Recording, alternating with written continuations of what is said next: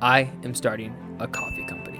And today on this episode, you're going to be able to watch me taste test my own blend of coffee live in front of you guys.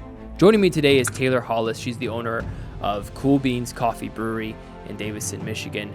She is exactly the partner that this show wanted to partner up with to create this special blend. And today on this episode, we're going to get into the nerdy bit of coffee creation. How is coffee sourced? How is it roasted? How do you keep the acidity down? How do you keep that taste? How do you create perfect blends? This blend is going to be a low acid blend. It's going to be delicious. I can't wait to share it with you. If you enjoy coffee and you want to know more about coffee, this is the episode for you. And like I said, we're going to be taste testing live today in front of you guys. My first opportunity to taste my coffee that we've been working so hard on behind the scenes. I can't wait to share this episode with you. This is special. The air roasting process also removes that bitterness, so you have to be really choosy about your sources. It smells delicious, all right?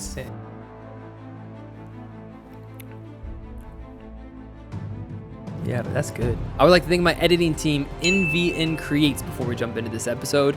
If you are looking for someone to help you produce video content, edit your content, give you recommendations, I trust them implicitly. They put their heart and their soul into everything that they do. And without them, this podcast wouldn't exist because I would have been burnt out after episode 2. They've been editing for me ever since then, and I wouldn't have it any other way.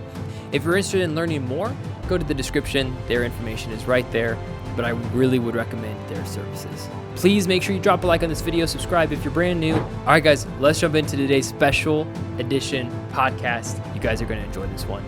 It's a goodie. We'll see you guys at the end of the episode. All right, guys, welcome back to another episode. We have Taylor with us today. Guys, I am super excited for this episode because you guys might not know this, but we've been working really hard behind the scenes at the show to create actually a specific coffee blend that we could sell to you guys. And I've talked to a couple different people, but we landed at least hopefully being able to work with Taylor and Cool Beans Coffee in Davison, Michigan. Thank you for coming on the show, Taylor. Really appreciate you coming on. Yeah, thanks for having me. Guys, this is going to be an awesome episode. So this is what we're doing today. Taylor brought us some samples. And we're going to do a couple different things. We're actually going to be able to try the samples today on the show live for you guys, let you know how the samples are. This is my first time even seeing them, smelling them, tasting them.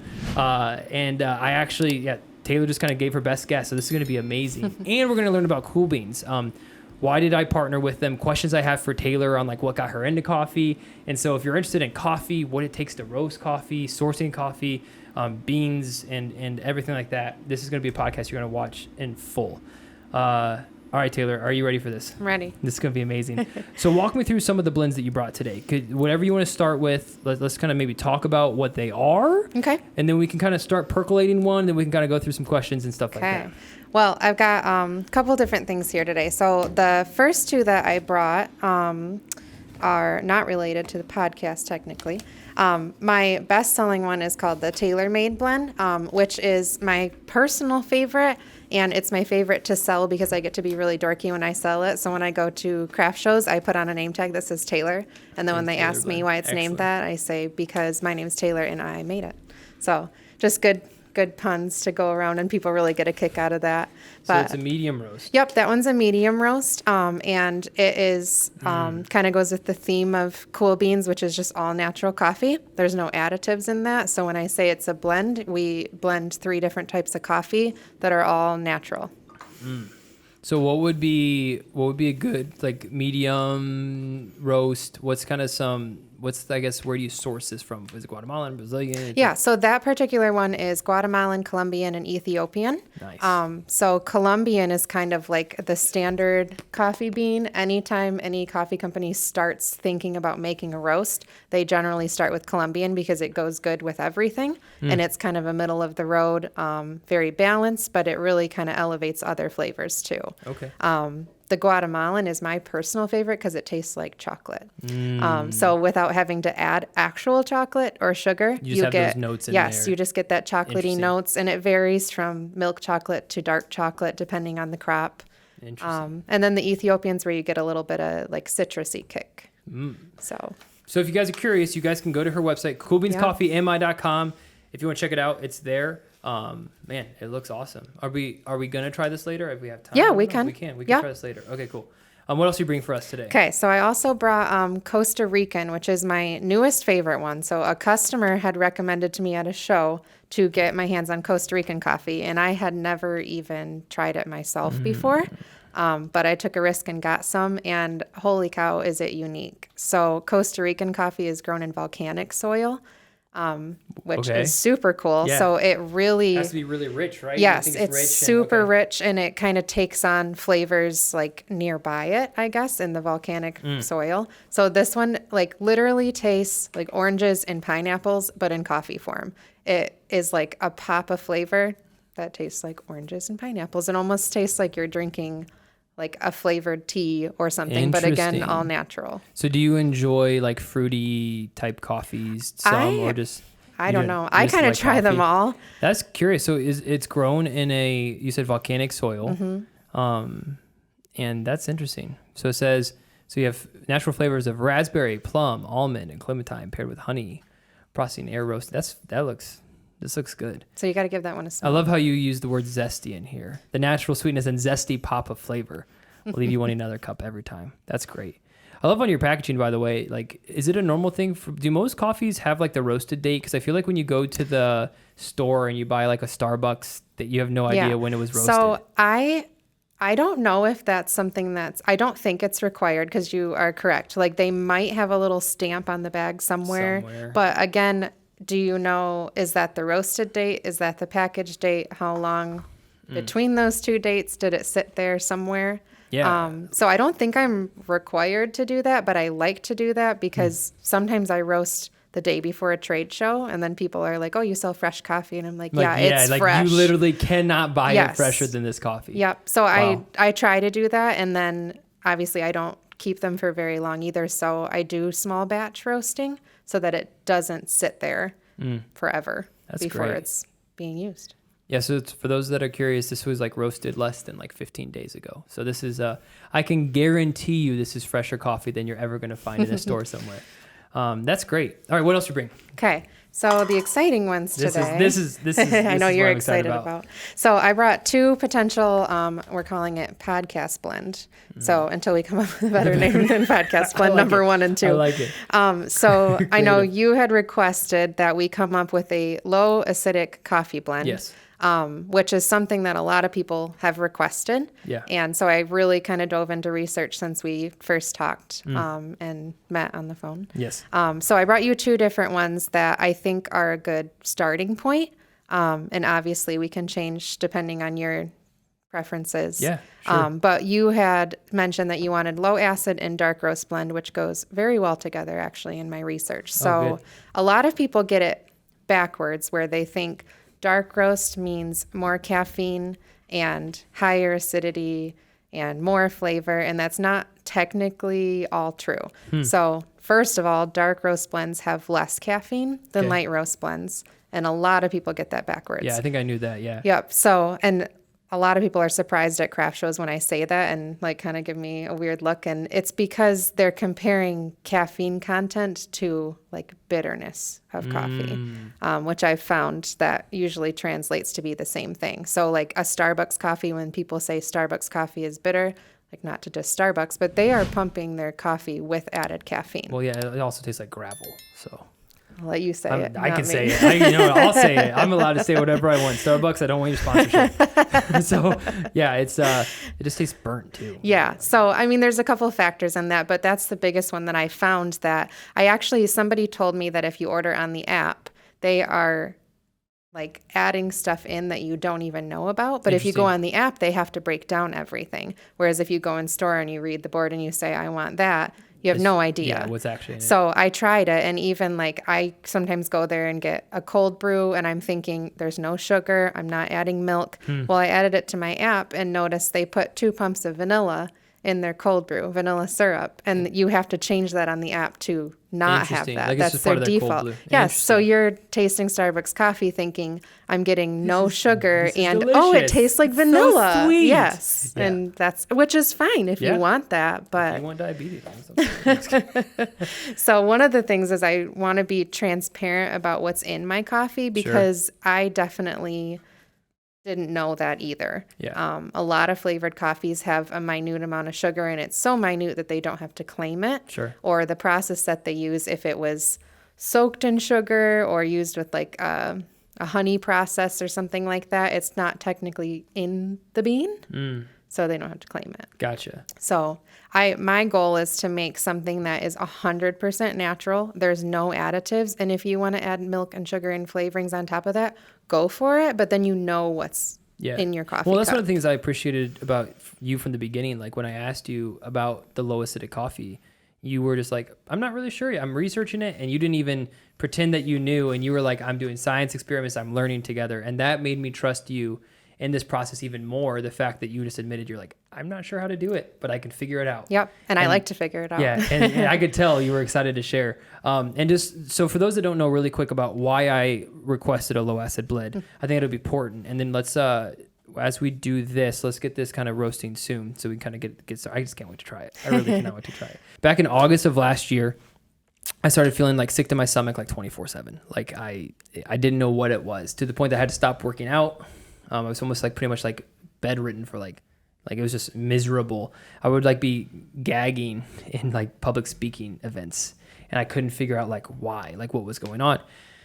So after a couple doctor's visits that were completely a waste of time and a couple other things, I watched a hour-long podcast thing of some Indian guy going through acid reflux symptoms. And I'm like, that's exactly what I have. And he mentioned getting rid of anything acidic. So coffee, citrus, anything with bubbles. So I drink a bunch of coffee and a bunch of sparkling water, like daily. And those are two things that cause acid reflux more than anything else. So the moment that I cut out coffee, my acid reflux was gone, which stinks because I love coffee. And so after I allowed my esophagus to heal, I started feeling a lot better. My wife found a low acidic blend at Trader Joe's. And I haven't had coffee in it was probably been 3 months at that point. I hadn't had coffee. I was scared to try it again. Mm-hmm. And we brewed this pot of low acidic Trader Joe's coffee, and I drank it and I felt amazing. So then I was like, well, maybe I can just have coffee again. Mm-hmm. So once we were done with that bag, we went back to normal coffee, and I started feeling sick again. And so I can still drink some coffee like every other day, and I have to just drink like half a cup of normal coffee. But this is why I wanted Taylor to find maybe a specific low acidic blend that the podcast could promote, because I think there's a lot of people out there. And you mentioned there were requests for people looking for this. Yeah, lots. Even if you don't have acid reflux, you drink coffee and your stomach hurts, you're having cramps and like all this stuff that I know people that drink coffee a lot can feel. The goal of this would be to maybe minimize some of those symptoms and allow people like me that love coffee can still experience coffee like without feeling sick all the time. Yeah. So I'm excited to see kind of how this goes today. So we're going to be trying this. So I'm going to go grab the hot pot, and I'm going to let you do everything you need. Can I smell it though? Go for it. Open the bag? Yep. You just rip it open at the top, and then there's going to be a seal also. Oh, that smells good. So what kind of coffee do you like? Like what's some notes that you enjoy roasting and sourcing as we do this? So my favorite to roast, this is just kind of dorky coffee roasting, but my favorite to roast is Ethiopian because it gets super messy when you roast it. So not a lot of people know that when you roast coffee, it's kind of like popcorn where it does shed, like they call it a chaff. Maker, yes, right? You can use a popcorn maker to roast coffee. Do you want to smell it again? I will gladly smell it again. It smells so good. Great. Oh, for those that, if I'm looking past the camera, Matt's right there. Taylor's husband is sitting right back there. You guys can't see him, but he's there, and he's going to be probably sipping on some of this coffee too. So if I'm like awkwardly looking past the camera, how you doing, Matt, looking over there? Matt's you doing good? eyes. Doing good. Good. All right, I'm gonna grab this hot pot. Cool. And we'll do this. Taylor, I trust whatever you want to do here. Okay. Here's this. We've never done anything like this on the show before. So anyways, the air roasting process, you do have to do in small batches. Okay. So that already steers big commercial coffee roasters away from doing that because more time takes to roast a batch. So there's a couple different machines you can get, but the one I have does 10 pounds at a time, which if you think about somewhere like Starbucks or Tim Hortons, like 10 pounds is probably what they sell in, 30 seconds at one store. I don't even know. So they're obviously not going to use that roasting process. But what that does is it lets the beans tumble while they're roasting. So a couple different roasters, the beans are sitting right on that heat source These ones, the air is coming from the bottom and it's air roasted. So the beans are getting pushed up by the hot air and they're constantly tumbling. They're constantly tumbling while they're roasting. So that's getting a consistent heat to every bean in that batch. And none of them are able to get burnt because they never stop moving and they're never sitting on the heat source. So that's the purpose, is to make sure every bean is roasted equally. Yep. So you're not getting inconsistent where you're like, well, that sip was really bitter and that sip was really acidic. And then you're also losing. So the bitterness aspect is my favorite thing and the thing I like to promote. So because you're getting consistent heat, that makes for a very smooth flavor. You're not getting any surprises. It's the same. You put in too many grounds, it's the same. You put in too few grounds, it's the same. Unless you really overdo it. The air roasting process also removes that bitterness because there's no beans getting burnt at the bottom. So even if you made a batch and one bean got stuck under the spinner or on the heat source, you just ruined your whole batch because now you have grounds that are burnt and bitter. So that's been the biggest thing in making a low acid blend. Like I already have a leg up because of how bitterness, yes, burnt beans is the biggest reason you're getting acidic coffee. Do you know if how the beans are, how long they sit before, when they've been picked, they're waiting to be roasted? Okay. I read, so I don't know if this is true or not, but I read somewhere that the longer they sit from being picked to being roasted can actually, like, because if beans spoil some and they get mold on them and all that kind of stuff, that can influence acidity as well. Did you find that at all anywhere? Mm-hmm. Okay. And that was one of the other things. So burnt beans was like number one on the list of, you know, when you start research, why is my coffee bitter or why is my coffee acidic? The number two thing was your coffee's moldy. And there was a couple different spots throughout the process. So the first is, like you said, if you have a lot of these coffees are grown and produced and cleaned, washed, picked in other countries. So there's not as much regulation all the time. What can happen, sure. Yeah. So sometimes different regions, different crops, different farmers do different processes, and some are way better than others. Yeah, there's some that need to soak in the sun. And if you get rain and then it's sun and then it's rain and then it's sun after they've all been picked. You're asking for problems. Yeah, I mean, there's no consistency in that. Some processes remove the coffee bean from the coffee cherry right away. Some let it sit in there to kind of absorb some of that flavor. Like it is kind of a fruity flavor for longer. Sometimes the process that they use, if it's water process to remove it from the cherry, if they're actually having somebody peel the cherry away to get to the bean, sunlight, all of that stuff. Wow. And like I said, there's not a lot of, I mean, I'm sure there's regulation over there, but if you're getting something brought to the United States, it's not always meeting that expectation. Yeah, man, like how can you control that though? Yeah, so you have to be really choosy about your sources. So getting started, I have a place that I source them from that really is around the world. But there's some things that they don't have access to yet either. So I'm branching out into new sources, but I definitely don't want to be ordering moldy coffee beans. So I've been very choosy with that, and I'm sure I'll find new suppliers too. But even when you're getting coffee beans that they're saying this is organic, you're like, by whose standards? United States and what does organic mean? Yes. Right, because that could mean, they could be organic, like no pesticides, but it could still be moldy, nasty coffee, right? Technically, like... Yeah, you could be organically grown, but then are they organically processed? Right. Are they organically shipped? Are they organically roasted, packaged? Interesting. It's a whole thing. And I feel like so many times people just slap in the organic just so they can charge more money. Yeah. Well, it does cost a lot to get that label too, because basically everything in your shop has to be organic, because as soon as you throw a non-organic bean through a grinder that a organic bean went through, it's not organic anymore. We're almost there. I'm excited. So have you ever tried Honduran coffee? So coffee from Honduras? I have not, but it's on my list of things to order. I have some before you. Okay. I have a roast, like an actual farm. I was messaging him on Facebook because he does white label stuff too.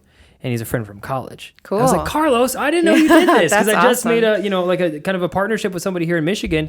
But I told him I was going to connect him. So he works at I don't know what you call it, coffee bean, whatever they manufacture, and they send out coffee for roasters. And cool. Yeah, he's from Honduras. I definitely want to. That'd be a good connection for you guys. Yeah. It looks like. All right, it has been 4 minutes. I'm just excited to try this. All right. We'll do a So slow this is push. podcast blend trial number 1. And it says Guatemalan. 50-50. Yep. So 50% Guatemalan, 50% Brazilian. So I guess we kind of got skirted away, but we can talk about why I chose those two. Please. So in my research, I also found that beans grown in lower elevations tend to be less acidic naturally. Brazilian was like top of the list of you want a non-acidic coffee, go Brazilian. And that one makes a really good dark roast, and it does have natural chocolatey notes in it too. And then I already talked about my love of Guatemalan, tastes like chocolate. So clearly I like chocolate. So yeah, these two are, Guatemalan is a little bit higher elevation grown than Brazilian, but they pair really well together. First. Thank you. Oh, also, quick little side note, guys, the Dylan England Show coffee mugs, they're not quite available yet, but they're going to be available soon. So I thought, why not drink out of new show merchandise mugs? How much would you like? Just a little bit. I want to try the other one too. And clearly I've already had some coffee today. Yeah, I have had 0 coffee today. Oh, and because I wanted just to make sure, like, I wasn't... Could enjoy it. You know, I wanted to make sure I could enjoy it, and I wasn't going to be, like, shaking the whole day. And well, you can see, I've had some people make funny comments to me about, like, my coffee is generally a little on the clearer side because you're not getting... you're not getting all this extra stuff added in there. So you can see when you're pouring it. It looks great. I had a guy tell me one time that he doesn't drink see-through coffee. Here you go, brother. Come on. You're good. Come on the camera. You get to drink out of the Cool Beans mug here. Matt, you should pull up a chair. We should have Matt in this part for the tasting. Right. Here, let's get your chair. He's the official Cool Beans taste tester. Yeah, go sit by Taylor over there. So yeah, I had a guy tell me one time that I poured him a sample and he said, I don't drink see-through coffee. And I was like, so you drink muddy coffee? And he was like, yup. Yeah, no thanks. But he did give it a chance. It smells delicious. All right, give it a first. Now, keep in mind, we French pressed it, and we don't normally French press. So I'm not really caring about how weak or strong it is. I'm more going for taste. So here we go. It's on the stronger side a little bit. Yeah, that's good. So you can taste the smoothness for sure. I can. So it's strong, but it's not.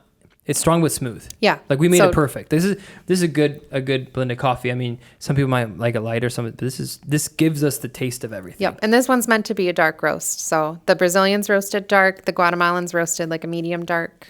Can I see your glass real quick, Matt? Sure. So guys, I don't know if you can tell. I think this is what she was saying about the clear of this coffee. It doesn't look like a dark roast. It's not muddy. I'll show you guys in the camera.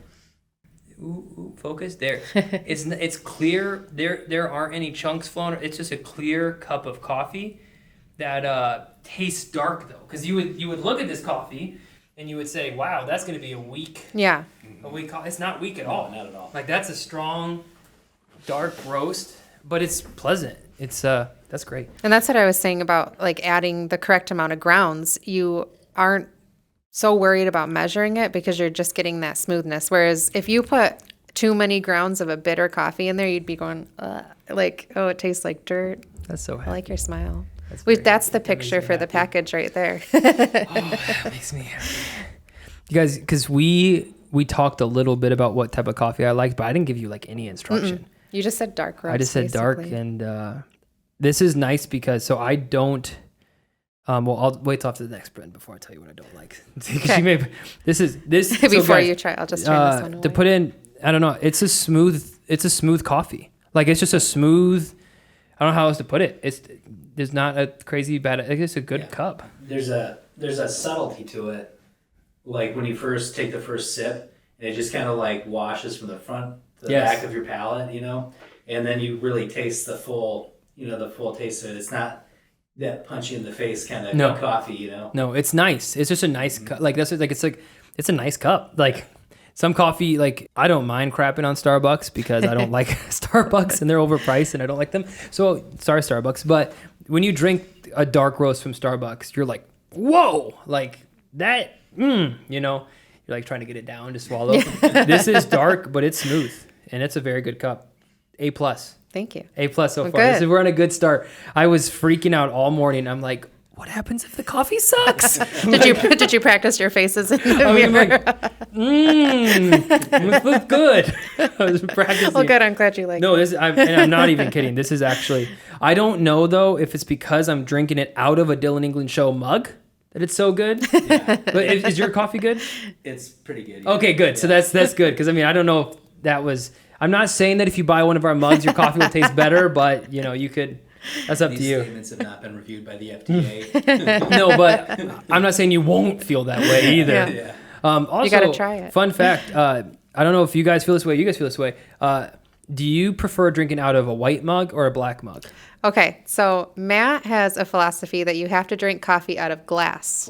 Whether it's a mug, a pint, glass. Totally different. Totally different. When we go to like a cafe and they bring his coffee in like a glass mug, he's like, "Yep, this Really? is it." To be honest, like people don't believe it, but the material that you drink your coffee out of changes the taste a lot. Plastic, and stainless steel. Like. Oh, I agree with him too. Here, I'm gonna do like scoot this over so you guys can For do sure. that. Go ahead. No, you go. Yeah, I mean, I didn't believe it until I had it in a glass one time, and I was like, that's so different. That even like out of like a ceramic mug, it tastes very different. Ceramic mug is okay. Plastic, like I just Wow. can't get past because I can just, no matter what it is, I can just taste the plastic. I can't do metal, so that's where I agree with you. So like people that do like their Yetis and like the thermos, I can't do that because it tastes metally and But I've always preferred ceramic. I don't think I've ever really tried or preferred glass, so that's interesting. So Taylor gave me that glass at Mass as a gift, so I'll be able to see if you're right later. Maybe your theory just matches his, where you had a good experience drinking it out of that glass one the first time. Maybe has the same effect as the podcast mug. Could be placebo. So like Taylor got these awesome mugs for sale on her website, right?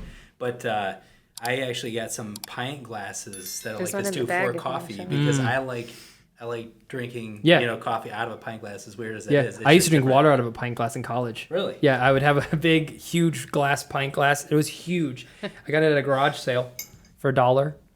That's what my water bottle was for 4 years. Interesting. Yeah. You Very should interesting. go grab it out of that bag and show him. That his Is that okay? is Please. His is unique because it goes with the gun shop. You have to see this. I brought it just in case you want to see. Oh, guys, that's good coffee. And I feel great. Like that actually, so far I feel good. We'll see how I feel after. Oh, that's amazing. So this one's got the 50 cal bullet, right? Yeah. It's actually, so that glass is made by a company in Wisconsin called Father and Son Benshot. Team. Yeah, Father and Son Team. It's a small family-owned business called Benshot. See that here? So, yeah. But they put, all sorts of different things embedded in the glass. It's really cool. Yeah, this is actually sweet.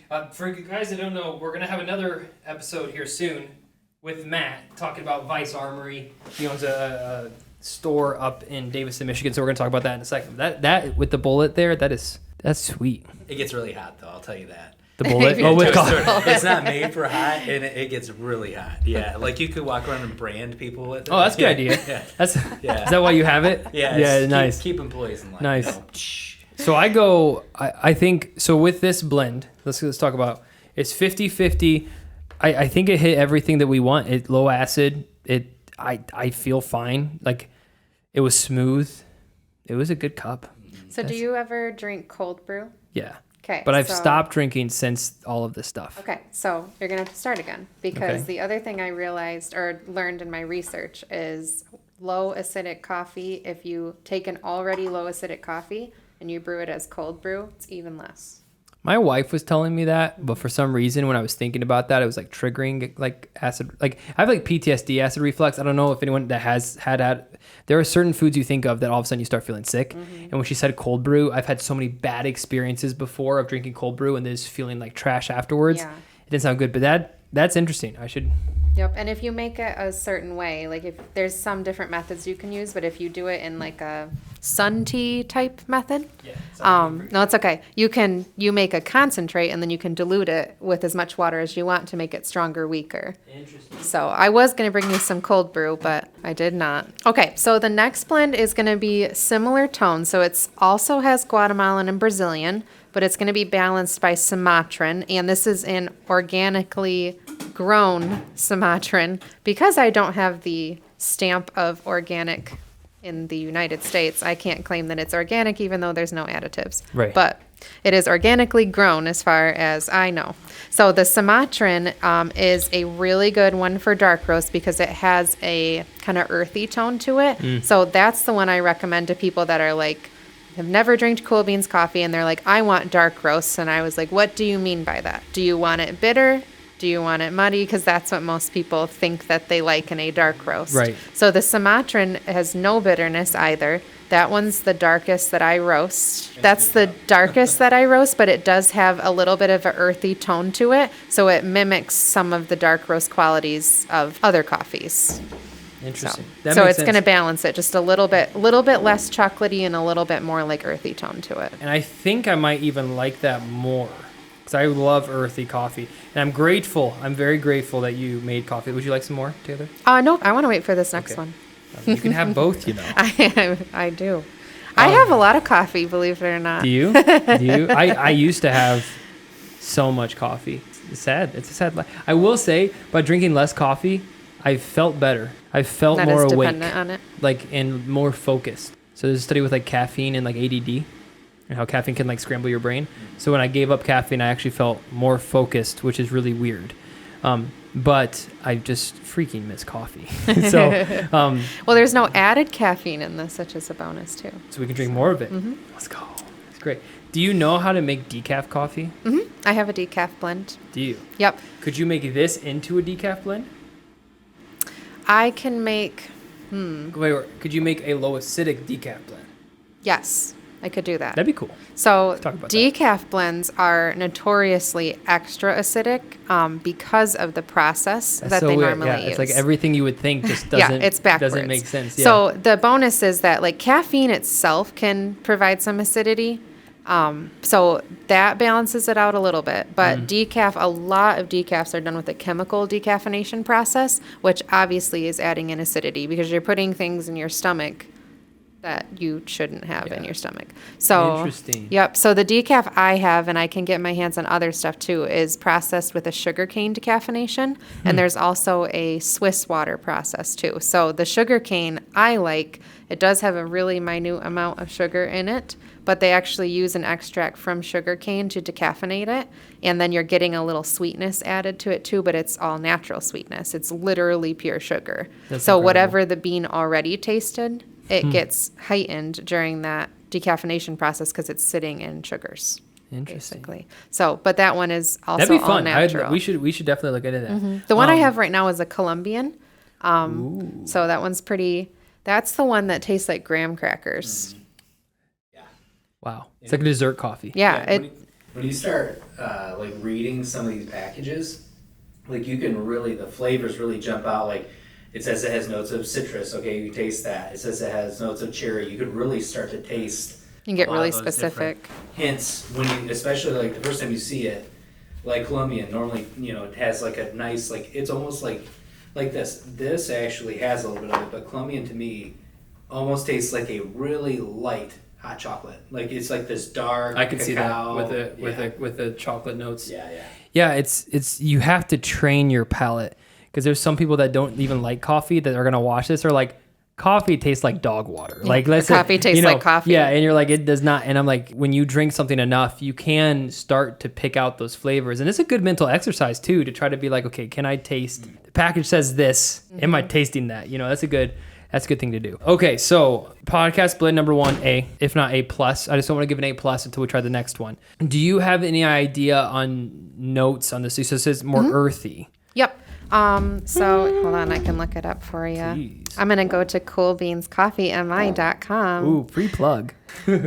Everyone type it in right now. Press pause in the video. Cool Beans Coffee. So the other thing that's kind of interesting is, and not a lot of people know this, and it can be a little bit stressful as a coffee roaster, is even if you get the same beans from the same supplier year after year, you're getting different notes because the weather that year changes. It was really sunny this year. I can't see. There you go. Sorry. No, you're good. It was really sunny this year. They got a lot of rain Taylor. this year. That can really affect it. So like one of the things that I had another blend called the Signature Blend prior to the Taylor made.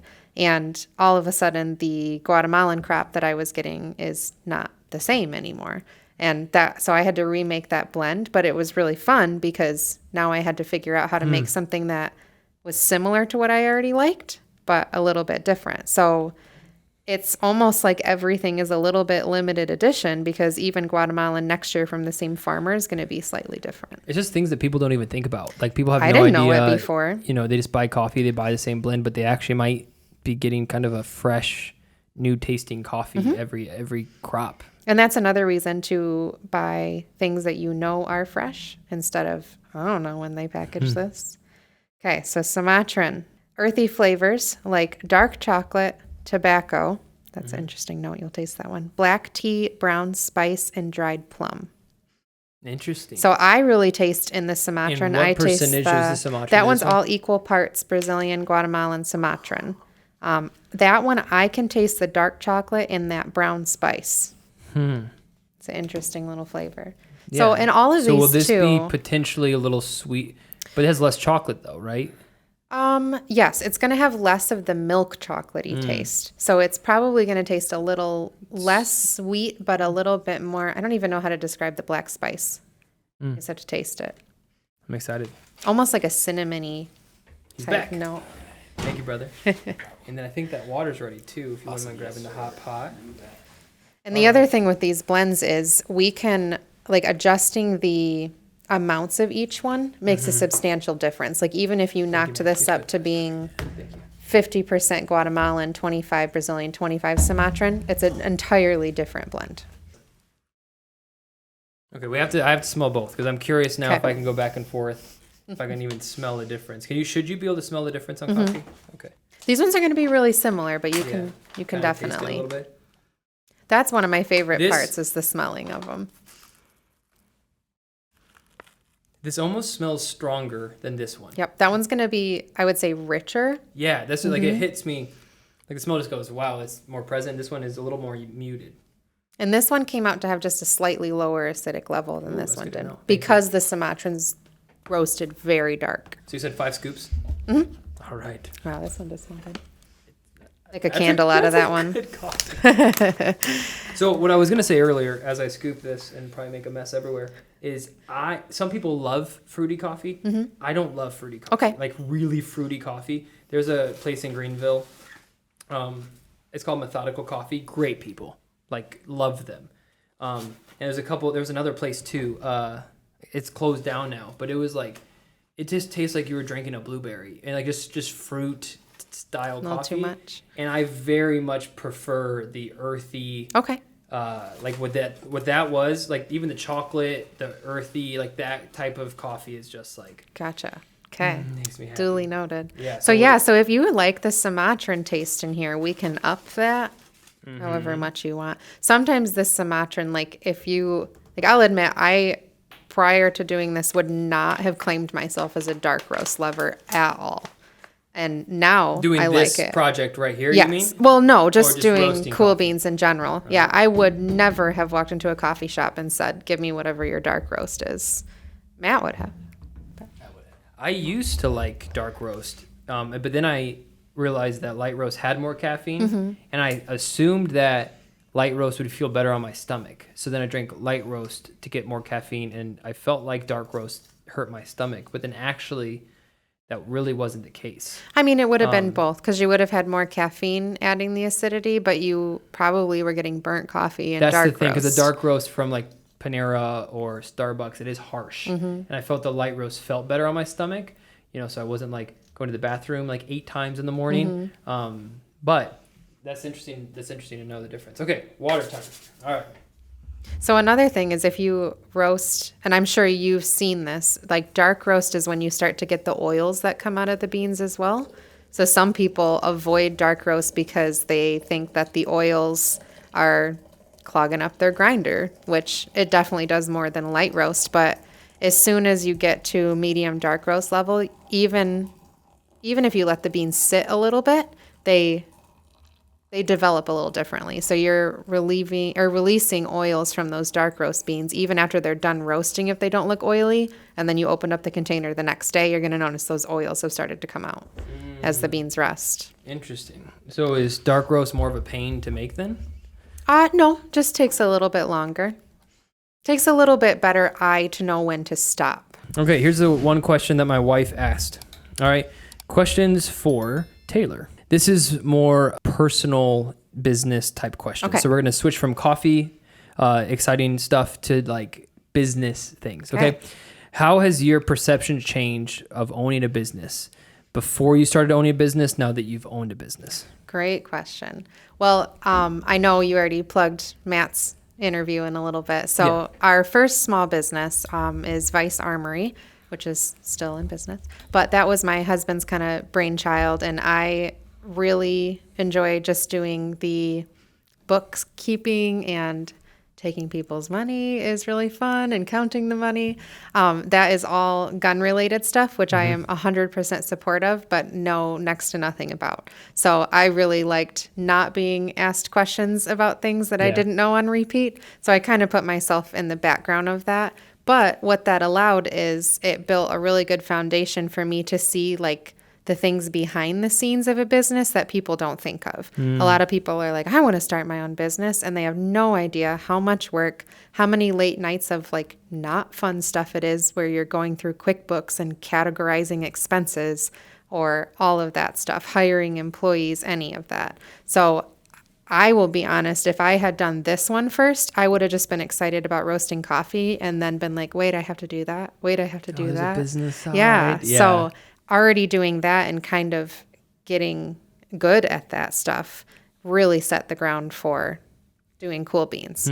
And Matt was a huge proponent of that. I have loved coffee for a long time, but I definitely would not consider myself like a risk taker. And opening a small business is 100% risk taking. Yes. It's scary. So Matt was really encouraging about that. And I think I probably talked about coffee and owning a coffee shop enough times to one day he was like, then do it. Let's do it. And I was like, well, okay. And he's like, no, for real, do it.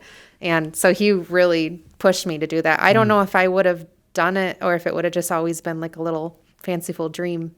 Good job, Matt. Yeah. Yeah, my wife and I actually have a podcast talking about the importance of the communication in a marriage when it comes to entrepreneurship. Do you feel that when it comes to you two now having separate businesses, do you ever feel like it's easy, like all you guys talk about is business, or is it easy for you guys to compartmentalize when you guys need to? How is that communication? Because my wife's a real estate agent. I own an insurance business. And so sometimes we have to check ourselves and we're like, we've only talked about business for the past 3 days. How are you doing? You know, do you guys feel ever that tension happening sometimes? Definitely. And it's definitely hard when what you're doing is passionate too, because it's like, I just want to talk about coffee and like, I just want to talk about guns. And like, luckily we enjoy doing the business stuff together, but we definitely have to check that. Our biggest thing is we've noticed when we go on vacations, instead of using it as a vacation, we're like, look at all this time to do these things that I haven't done. I can schedule all these Facebook posts. I can get caught up on all these letters, That's emails. kind of the life of a business owner. Is. Turning the word off is like not a word we know. Yeah. So we really have realized that Matt's family goes to a remote little cabin as our family vacation every year, where the internet connection, you have to drive into town to send a text. And that really, that sucks, really forced us to be like, wait, I don't need my phone. Do you, which leads into the next question, as their timer is almost done, 5 seconds. How much of your job in the coffee business is hands-on roasting coffee versus the administrative side? That's so loud. Sorry, people. Go ahead. That was an exciting alarm for coffee, though. This makes me so happy. I'm like ready to try this.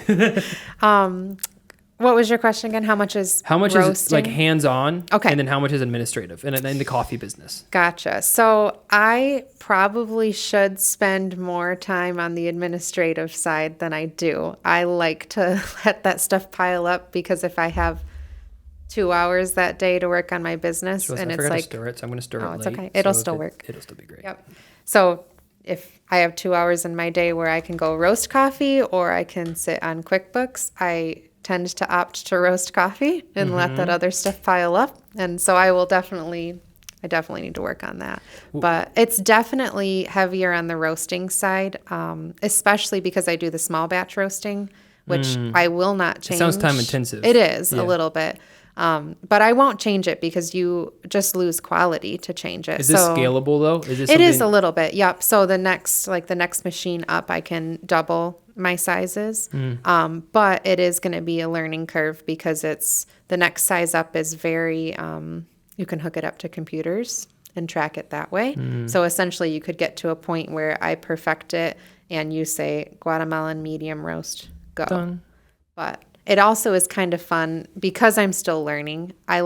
Sometimes I make a little bit lighter roast than I did last time. And I'm like, oh, I like that so much better. So that's what I do from now on. When you play around, that's how you learn. That's how you create. And if I just had a button, I don't think I would do that as much. I think I would be like, I have 30 minutes to roast this batch. And I have orders. I got to get these orders out. And yeah, that's true. It allows, even like when you asked me to make a blend, I was like, yeah, because the taste testing process, like this is the most fun science experiment I've ever done. Yeah, I could tell by our messages that I was nervous for a little bit. I'm like, no, Taylor's having fun with this. Like, this is exciting. All right, Matt, you going to come join us again for this batch, brother? Matt and my dad are my official taste testers. So they like when I bring them. Taste tester. All right, you want me to pour for everybody? Is that fine? Great. Thank you. All right, cool. So similar on the light, like smooth look and the pour. Yep, really what you're going to notice the difference is you're going to get a little bit of earthy tone, and that brown spice has a different, hits your tongue different. I'm excited. I didn't stir this one, so it might be a little weaker, so that's on me. I told you guys that I was making it, and it was going to... All right, here we go. So you got to smell first, because you can definitely smell the difference. Oh, you can smell the difference. You can smell the earthy. So that's in the Sumatran. Interesting. All right, here you go. Ready?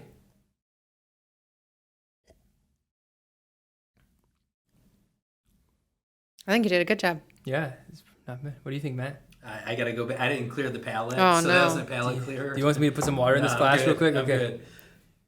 Again, to me, that tastes like a much darker, but it's not that like Maxwell House. You're gonna be, you're gonna regret it later. It's just still smooth. Like that's the thing. It's still smooth. You guys are in charge of the mic now. Okay. So when you guys take turns talking, you guys are in charge of that. Okay. So my initial thought is it's equally as pleasant to drink. So it's both just felt good, and neither one of them hit you strong. So neither one of them were just like, that like bitter taste. They're both smooth. I can definitely taste something different, and I'm still trying to like hone in on what the taste is.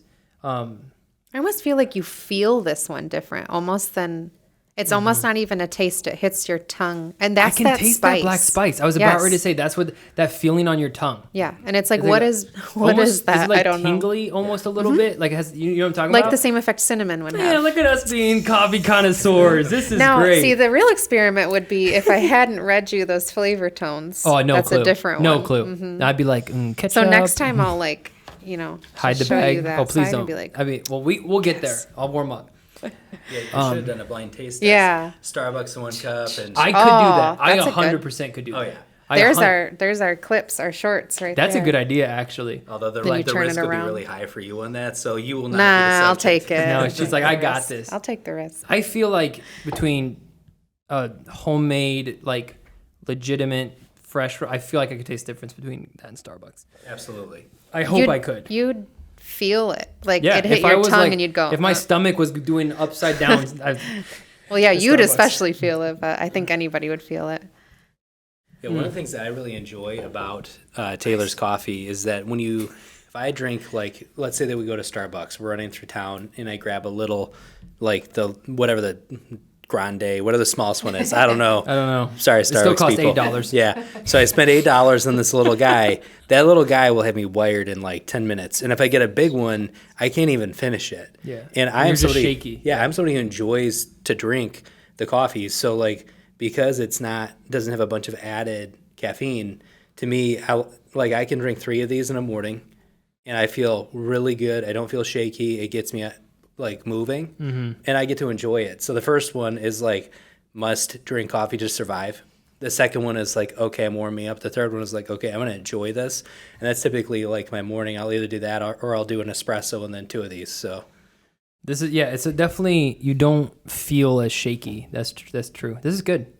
So what's our favorite, guys? What do we think? I'm gonna start with you, Taylor, and then you, Matt, and I'll tell you my favorite.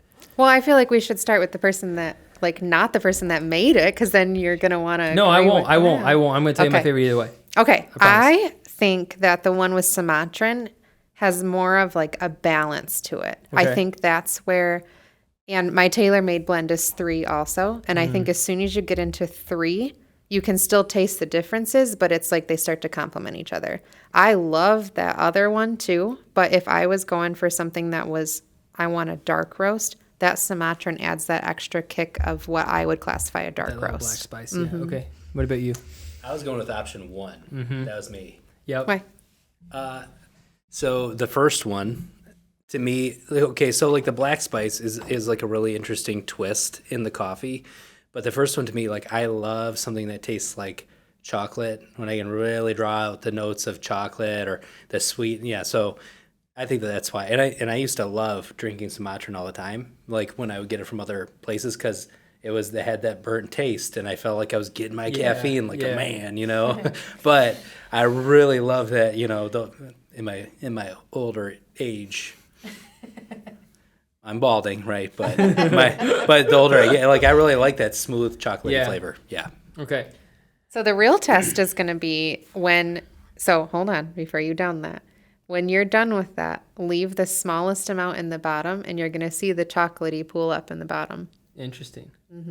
Okay, right there. I'll leave that. You see that? Like lines of the coffee, the chocolate. We should have done that with the other one. I noticed you would have really, you would have really one. Seen it in that one. So here's what I'm thinking. Okay. So. And we can edit these. Both could be produced right now, and both would be amazing. I'll tell you what I liked about both. So on the first one, that first drink that I had was like, this is coffee, like the number one that I had. But I felt number one had a stronger aftertaste than number 2. So like after I drank number one, I loved it while I was drinking it, and then after it was a good. I liked the aftertaste of coffee, but it was just very present. This one, I don't taste the aftertaste as much as I taste with option 1. I don't know if you guys felt that at all. Yeah, I do. Which could be we put different amounts in there. Yeah, it could just be the way we're we gonna brewed have to do more it. tests. I know, but it could just be also just shame. the 3 blend of a smooth. I don't know. It could be that. That's one thing I did notice. I think I liked number 1 the best. I agree with Matt. That's what I was thinking the whole time. Just by my initial, when I drank it, it was just like, I was so happy that like you nailed it. I think it's that like that. It just made me so happy that I was like, this is so good. But do I think that both would be to give people an option? I mean, I think both would sell. Okay. I did enjoy the twist of this. Guys, if we do end up selling the one with the black spice on it, you'll have to drink it and let it sit in your mouth for a second. You can feel it like tingle your tongue. I don't know how to say that. Yep. You can actually feel the spice doing something. Yeah. It was a cool experience. But for my coffee, I love smooth, like dark, like just like it just felt, I don't know. The first one felt the best to me, but it did have a stronger aftertaste. The second one I loved and had a lighter aftertaste. So it's almost like a tie. Okay. If we could, but I think number 1, if we had to sell one like right now, I'd probably go number 1. Okay. But if I had to guess which one people would like the most, I think they'd like number 2. So that's a good starting point. If I had to guess, because I think people would enjoy the multi-taste in their coffee. I think me and Matt are simple creatures, and we're like, this is coffee, you know. But that I think I'd go with number 1, but it may be adding a little bit into number 1 could be the way to go. But I thought they were, I mean, I can't tell you how excited I am right now that they're both delicious. Because, guys, I've never tried Taylor's coffee before. So to give you guys a little bit of a background in our whole partnership idea, I went to college with your brother and his brother's wife. Okay. And we were friends from college. And I put a post on Facebook that said, hey, I'm looking for people to interview for the podcast. And Olivia messaged me and said, hey, my brother-in-law owns a business and my sister-in-law owns a business. You guys should connect. And then when I saw that business was coffee for Taylor, my mind just started spinning because back in 2020, I was hoping to start a coffee shop, and I've loved the concept of having a coffee shop. And one of the things that I've been looking for the show is to create a blend. And we talked on the phone, we told each other about our stories a little bit, and I just like threw out the idea to Taylor. I was like, hey, small podcast, don't know if you're interested. I was fully expecting you to say no because I'm like, why would you do this for me? Because we just met. And Taylor was just like, sure. I was like, could you create a blend for the show? And she was like, sure. Sounds fun. I love trying new things. And I remember I hung up from that phone call and I was just like, I was so excited. And but I never had tried Taylor's coffee, so it was a risk. I wanted to work with them because they were in Michigan, and the whole point of the podcast is interviewing like Metro Detroit or Michigan entrepreneurs. So it just fit. It was like God was just kind of like making this happen. What you couldn't see on just a phone call with no video is after we hung up, I was like grinning ear to ear. Like we didn't even say anything to each other. Matt just looked at me grinning, and I was like, that was exciting. So anytime anybody asks me to talk more about coffee, I'm like, heck yeah. Because there's definitely people that are like, great, give me my coffee as quick as possible and let me walk away. But Matt, more coffee? Oh, I'm good. Yeah. we have a podcast to record coming up, so we got to be nice. Yeah. You got to slow down. Yeah, I agree. No, it was such a special thing how this all, Olivia, when you watch this podcast, thank you for the introduction. And I was nervous because I didn't know what kind of coffee you made, and if it was the fruity coffee, which is the only kind of coffee I don't like. And then I saw like some of the things on your coffee with like different like honey notes. I'm like, oh no, I got nervous for a second. And when I tell you guys, I would never encourage people to buy coffee that I not going to buy herself. And it like both of those and her first try is something that I would exclusively drink at my house. Like that's an honest, just so you know, so good job. We know you like Guatemalan and Brazilian. I do. So that's a good start. I do.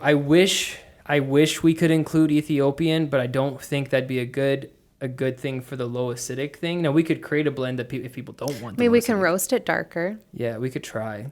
So I know you've had a lot of coffee, but I'll leave you with this one. So that one has Guatemalan, Colombian, Ethiopian, and it's a medium roast. So you can take that one home and try it. Yeah, and I feel good. I think I've had more coffee today than I've had in 6 months in one sitting, and I still feel fine. And that's the last thing, because if we're going to call it low acidic coffee, but our stomachs are not, like, when you drink like a heavy dark roast, your stomach can kind of start like churning. Like we feel, do you guys feel okay? Yeah. I feel good.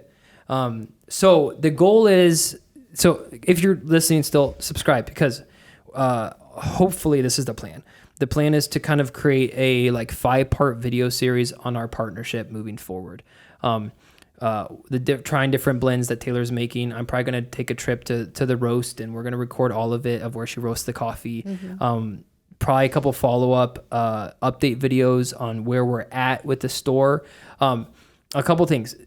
All of whatever we decide will be available on her website. Okay. So if you haven't yet, visit Cool Beans Coffee MI. It's so easy, and I keep forgetting. Cool Beans. Well, it doesn't have the brewery in it. Yeah, so coolbeanscoffeemi.com.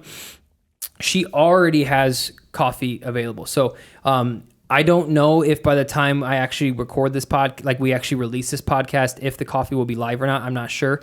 But either way, check out our website. That's something you guys are going to want to do. Last couple questions for you, Taylor, that my wife asked, and then we can kind of wrap this podcast up. Last 2 questions. Okay. This is speaking a little bit psychology, I guess. Not psychology. What qualities did you see grow within yourself as a result of taking on this challenge of starting a business? Okay. So good question. I guess Anna, you're killing it. Yeah, those are good. Before we started recording, I was joking about how nervous I am because my other gig is a middle school teacher. So I was joking that I only talk to 12-year-olds, and I feel good talking to 12-year-olds and not millions of subscribers. So definitely just communication aspect, because I definitely am an introvert. So I enjoy talking to people, but I enjoy sitting by myself and roasting coffee in silence just as much. So it's a good recharge for me. It's a good balance. So the communication and forcing myself to be outgoing, because not everybody wants to hear my spiel about coffee, but I want to give it to every person, which is not a natural quality of me to just want to blurt out everything to every person I meet. Sure. So that's been super helpful. I don't know. Maybe you could answer that question better even. We've already talked about, I don't know if I want you to answer or not. Go ahead. Yeah, I mean, so Taylor has grown in her, I've seen it from the sidelines, just her like self-confidence. And, like I've been super proud because like she's done some really hard things. And like when if you're watching this and you're an entrepreneur and you're out there at craft shows and vendor shows and like, it is a grind because you got to load up, take it all out there. By the time that you do all that, the profits aren't crazy good.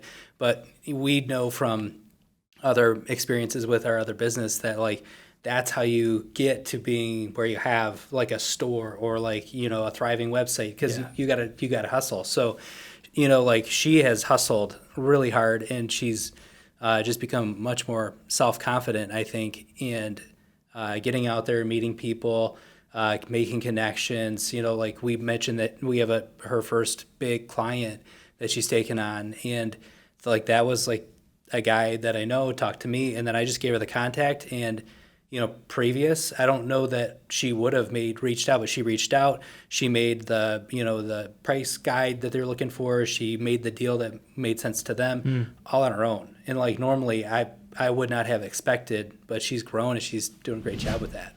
That's sweet. Thank you. I can understand from a spouse to a spouse, like I think Anna, similar to you, Taylor, and then when my wife became a real estate agent, watching her just thrive and grow and get out of her comfort zone and just like it's a cool to watch from the outside looking in, that sometimes entrepreneurship can take us to sometimes even adjust our personalities to a degree to like we weren't like this before we started doing this. Yeah. And we're doing things now that 5 years ago, you're like, you want me to go to a trade show and sell things? Yeah. Like you're crazy. Talk to people for 10 hours. Talk to strangers. Be positive and take their money. And like, I don't, and now it's just like a passion. And I can feel the passion for this radiating off you, which makes me feel even better about us continuing to work together. Last question to end off the podcast. All right. I want to make sure I get it right because Anna's Is it going to be like, what's my favorite color? No, okay. That won't be a fun one. Well, actually, I was thinking it would be fun to do a podcast to like be it serious and just ask like a random would you rather question. We should probably actually do that. Serious. But seriously, like, would you rather? And okay, last question. So I have absolutely no experience, as my wife said. I have absolutely no experience in starting or running a coffee shop, whether that's an online store or an actual coffee shop like brick and mortar. What advice would you give me for the initial first steps?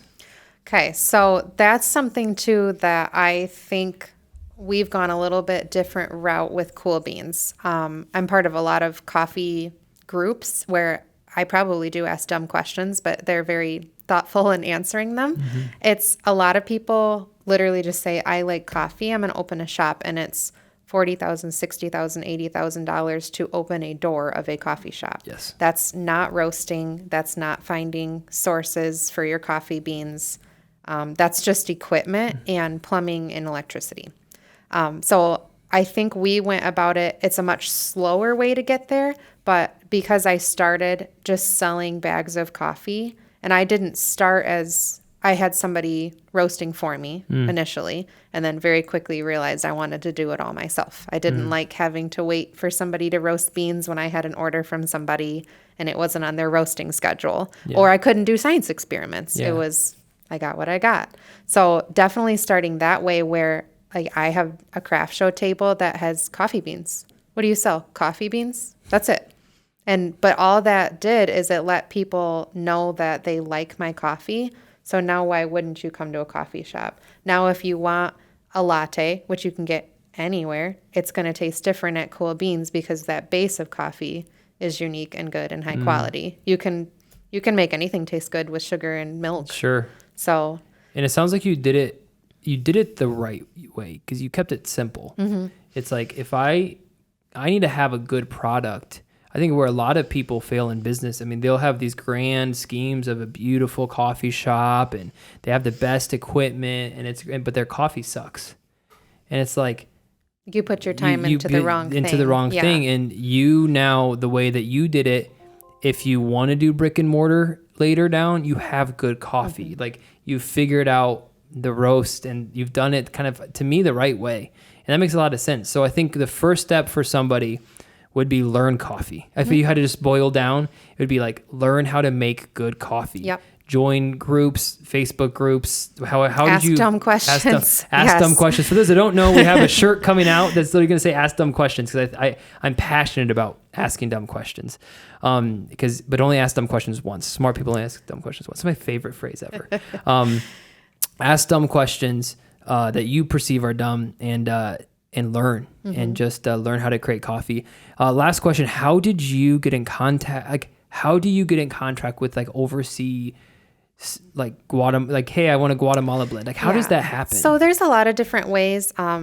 Eventually, I'd like to get in direct, like we talked about with your buddy. I'd love to get in direct with another person that has their hands on the coffee. Right now, I'm using like basically a wholesale site to do that. But it's somebody that I trust. And even on their site, I'm extremely choosy about which beans I'm getting. Oh, that's cool. So it's kind of like a broker of coffee beans. Yep. So if someone that's actually, I had no idea. I was always wondering how that works. Like, does someone just put up like Google like coffee farms in I got a bag Guatemala, of beans. Yeah, exactly. That's what I was like, I don't know how this works. That actually makes a lot of sense. So someone looking to start coffee, there's broker websites out there, wholesalers they're the ones that are the middleman for you. Yep. But then you can choose what products, like what specific beans that they give to you. Yeah, and a lot of times if you get like I know my specific place that I use, they don't just have, do you want Colombian coffee? We have this one. They have 9, 10, 11, 12, all the different processes, different regions, different flavor notes. So you get to really experiment. They send you samples. So I can order 6 Colombians that are all different notes and pick which one I like best and then order a big bag of it. But then you can get to where you get in with somebody very specific. Like right now I'm trying to get Hawaiian coffee beans, but as you can guess, they're very expensive because you only have like, Hawaii's not that big. Yeah. There's a limited amount of them. You have to get them shipped to you, which can be pricey. This is cool that you have these. So that's the beauty of working through a wholesaler is you just have options that you might not be able to have just by trying to make calls and deals and that kind of stuff. Yep. But eventually, it sounds like getting those one-off relationships could even give you potentially more customizable, like if you can work with one person to really try to get a specific type of bean and that kind of stuff, right? You can promote somebody else's passion. Like anytime you can do that, I don't know why you wouldn't. Yeah, that's cool. That's cool, guys. This was fun. Thank you, Taylor. I'm excited to try your blend. So a couple of things right off, like to kind of end us off. Go to Cool Beans. I always forget. I think brewery. It's not brewery. Cool Beans Coffee Brewery is the name. CoolBeansCoffeeMI.com. The link will be in the description and in the comments section. Go try some of her current blends. Also, you guys, you're going to want to subscribe to the channel. Like this journey that we're about ready to document is going to be cool. It's going to be really fun to watch.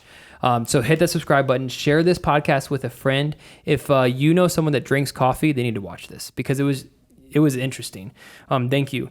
Thank you. Thank you for getting nerdy with us. 'Cause like that was I'm fun glad you're interested. because I'm very interested in how coffee creates the tastes that it creates. Thank you, Matt, for being part of the taste testing. You nailed it. Special guest. We appreciate it. And you're going to want to subscribe because I'm about ready to have a podcast with Matt about his business, which they have been doing great and successful entrepreneur, and I'm excited for that. So thank you guys for watching. We'll see you guys on the next episode.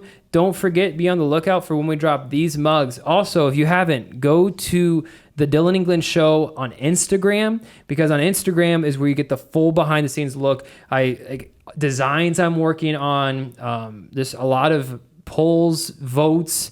This design you see here was actually done by people on Instagram, and I gave them options. And the only reason this exists is because of my followers on Instagram told me what to do. So if you want to be part of that, it's fun, it's enjoyable, it helps me get to know you guys better, you get to meet me better. So go do that as well. Thank you guys for watching. We'll see you guys in the next episode.